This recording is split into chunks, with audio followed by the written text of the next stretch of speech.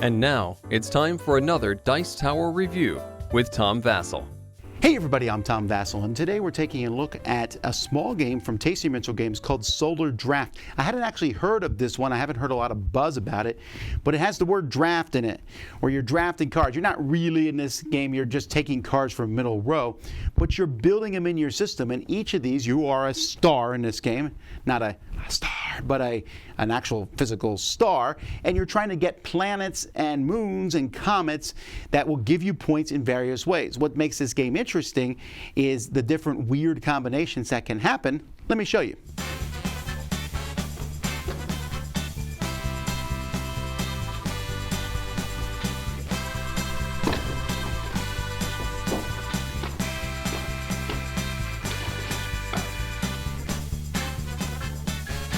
In this game, each player is going to be a star. Oh, look at these cute stars that you can be. You can play on the basic side or the advanced side, which gives each star a special ability that they can do.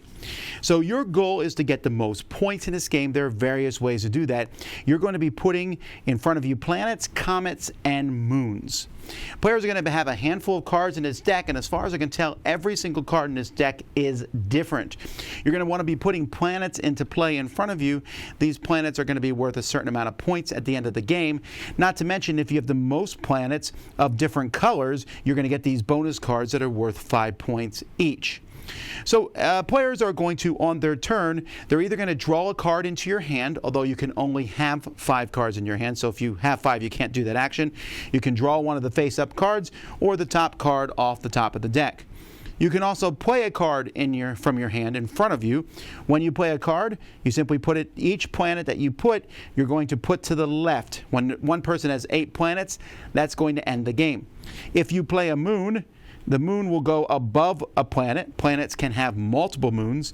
And if you play a comet goes in line here between planets, but they do not count as a planet for purposes of ending the game.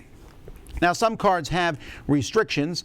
For example, this moon, which is great because it gives 6 points, says to play this card, you must discard a moon from your hand or solar system. See, some cards have restrictions on playing them, but they all have various things. This one here says, during scoring, choose a planet that is next to this one.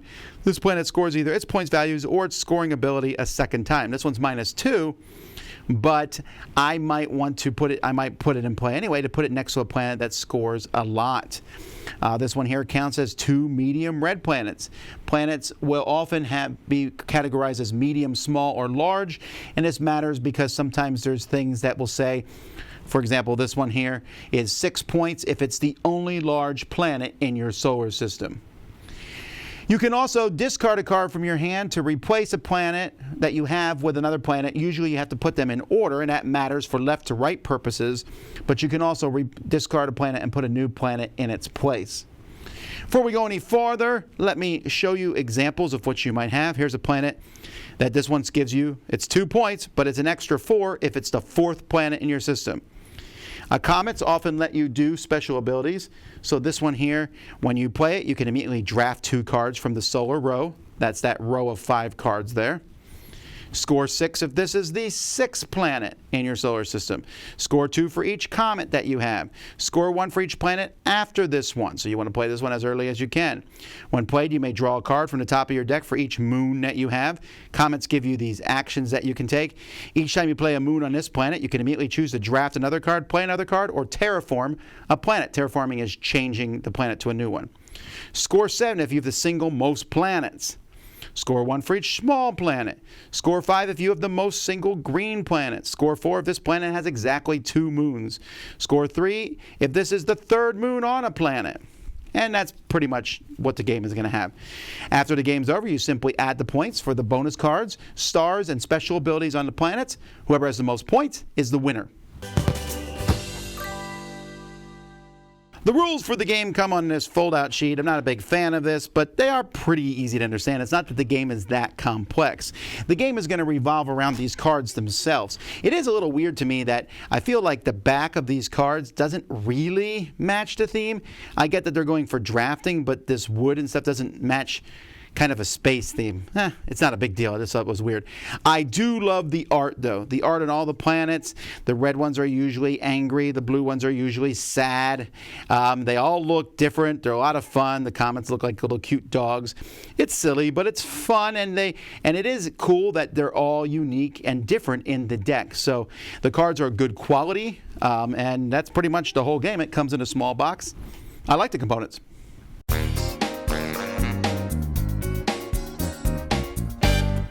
Now, Solar Draft is a really cool game for me because I just like the simple concept of it. You're building this tableau in front of you of 8 planets. It's not 8, I was about to say 8 cards, but it's not quite 8 cards. It could be many more cards than that. You could actually rush the ending of the game by playing more planets, but only if you think you're going to win. Now, the very positive but slight negative of this game is the differences between all the cards. So positives is there's so many cool things that can happen. You know, some of them, if this is the third planet in line, if this one has extra moons, if this has comets, and that's all cool. But that being said, there's a slight negative in that it will drag the game down a bit. It's not like I definitely want a blue planet. I probably want a blue planet, but let's take a look at every planet that's out there, the prerequisites, what they do, and so every time a new card comes up, there's a little bit of a pause. I suppose once you know the game more, that will go away, but because the cards are different and so many different combos are possible, you're going to sit and think about which ones you're playing at any given point. The 5-card hand limit doesn't happen too much to me. That's there, I guess, to keep you from just drawing and then just play. You're going to want to play cards quickly and possible. It's that when you draw that card that says, this is the 6th planet, it gets extra points, and you're like, well, I'm going to save that one. And this one I'm going to save for this time to play it. Sometimes you just got to throw planets out there. Having the most in each of the colors is a nice little extra bonus you can go for, but you're trying to pull off these special abilities. If this planet gives me extra points for having moons, I'm going to be looking for moons. And of course, I'm hoping that you don't take the moon from the middle so that I can get it and add it to my hand later on. And then the comets, while they don't give a lot of points, let you do some cool actions. Is the game balanced-ish? The special abilities on the planets are minor. On the stars are minor.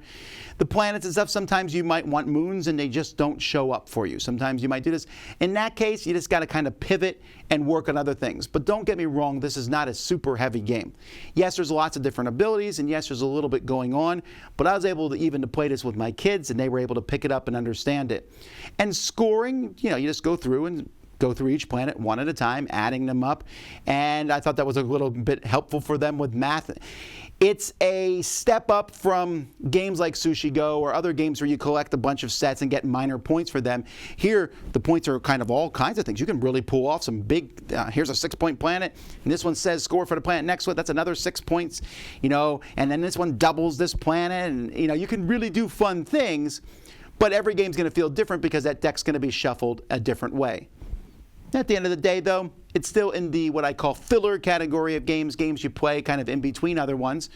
But it feels like a good, healthy chunk, a 30-minute or so game, and I feel like it has some nice meat on its bones. It also has a theme I like a lot, and we really got to give Katie Welch credit for making these planets look so cute. The artwork here and the graphic design really put together. So it's a nice little package. You may not have heard of it, but definitely check it out. Solar Draft. I'm Tom Vasel. We'll see you next time. Dice Tower Judgment approved.